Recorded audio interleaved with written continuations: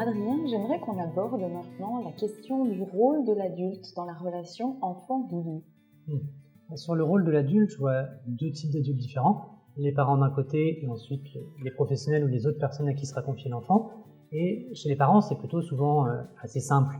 Une fois qu'on a repéré ce sur quoi l'enfant s'appuie pour s'endormir ou pour gérer les moments où il ne va pas très très bien ou qu'il est angoissé, il suffit de remettre l'objet au même endroit, d'avoir une préoccupation pour ça et de ne pas chercher à trop influencer dessus ni à l'interpréter. Un doudou, ça se respecte et on laisse l'enfant faire ses expériences avec comme il en a envie, c'est son expérience.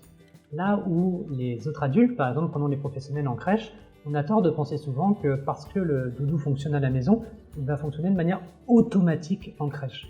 Et ben non, on est des fois surpris de se rendre compte de ça, mais pour que ça fonctionne, il faut d'abord que l'enfant ait créé un lien avec le lieu, créer un lien avec un professionnel, c'est-à-dire qu'il se sente en sécurité et pas angoissé sur ses besoins primaires, sur ses expériences habituelles. Est-ce que ça va se passer à peu près comme à la maison?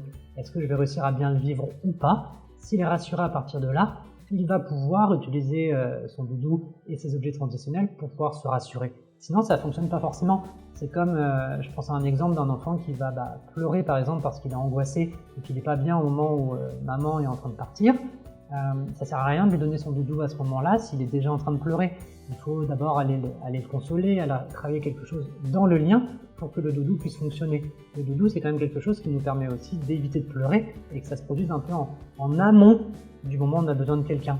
C'est pour ça que pour toutes les crèches qui mettent par exemple en place des boîtes à doudou pour éviter de les mélanger, c'est important que l'enfant puisse y avoir un libre accès parce que s'il a besoin de passer par un adulte pour pouvoir l'utiliser, on court-circuite le fait qu'il soit autonome avec son objet à lui, pas l'objet à quelqu'un d'autre. D'accord. Et si on revient sur le rôle du parent, quand un parent doit laver un doudou, il a parfois des hésitations. Qu'est-ce que tu en penses? La question du lavage est toujours un peu délicate. On aurait d'un côté ceux qui disent qu'il ne faudrait jamais le laver pour que l'expérience de l'odeur évolue par elle-même, et d'autres qui disent mais c'est pas possible avec les bactéries ou quoi que ce soit, avec le côté très hygiéniste dans lequel on est actuellement, ça peut être compliqué. Ce qui est important, c'est que si on veut le laver, il faut que ça soit quelque chose qui puisse être ritualisé dès le départ et que l'enfant soit impliqué dans le processus.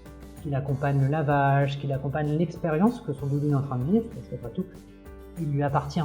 Donc s'il accompagne quelque chose de l'expérience, en principe ça se passe bien, et de toute façon, l'odeur quelle qu'elle soit va évoluer, et ce qui est important c'est cette continuité sensorielle, c'est pas tant l'odeur de départ. D'accord, et au-delà du lavage, on a aussi, si on va plus loin dans le temps, la question de la potentielle réparation du doudou. Un doudou qui est déchiré, abîmé.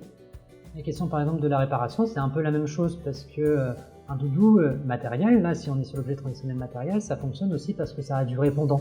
Parce que quand on le manipule, il se passe quelque chose, parce que quand on le pousse, il bouge, parce qu'il y a du mouvement, parce qu'il y a du corps. Parfois, effectivement, quand l'enfant grandit, au fil des manipulations, au fil du temps, il peut un peu s'étioler ou s'abîmer. Et soit on le laisse vivre cette expérience et c'est pas si dramatique que ça, soit si on veut le réparer ou autre, on associe l'enfant à la réparation parce que c'est quand même l'avenir de son lien à son objet qui est en train de se jouer et pas simplement un objet qu'on répare comme on réparerait une table. On répare là quelque chose d'un lien, il faut que l'enfant puisse en maîtriser quelque chose. D'accord, donc idéalement ne pas le faire dans son dos. Non, c'est pas à nous. Très bien, merci Adrien. Je t'en prie.